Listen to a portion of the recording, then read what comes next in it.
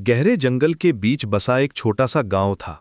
दिन में तो वहां बच्चों की हंसी गूंजती, औरतें खेतों में काम करतीं और मर्द जंगल से लकड़ी लेकर आते। लेकिन सूरज ढलते ही कोई भी घर से बाहर नहीं निकलता था, क्योंकि सब जानते थे कि रात उस जंगल की नहीं होती। रात होते ही एक अजीब सी खामोशी छा जाती। पेड़ों से आने वाली हवा में कुछ अलग था, कुछ डरावना। गांव वाले अपने घरों में दुबक जाते और भगवान से प्रार्थना करते कि किसी तरह सुबह हो जाए, क्योंकि हर अमावस्या की रात वो आती थी। वो चुड़ैल, कोई नहीं जानता था कि वो कहाँ से आई, कब से इस जंगल में रहती है। बस इतना पता था कि जब भी अमावस्या होती, गांव में मौत का साया मंडराने लगता। सुबह होते ही किसी घर में मातम होता, कभी बच्चा, कभी कोई बड़ा। लोग कहते थे कि वो रात में घरों के अंदर घुस जाती और लोगों की जान ले लेती। कुछ लोगों ने उसे देखा भी था, लंबे काले बाल, लाल आंखें और नाखून जो तलवार की तरह तेज थे। गांव वालों ने कई बार कोशिश की थी उससे लड़ने की। रामू काका ने एक बार लाठी लेकर उसका सामना किया था, लेकिन अगली सुबह वो बेहोश मिला था।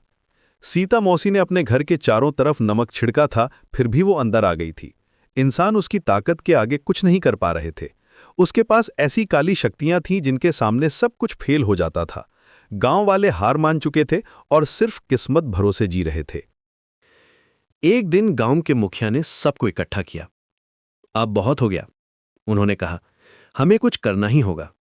हमारे बच्चे डर से सो नहीं पाते, हमारी औरतें रो रो कर परेशान हैं।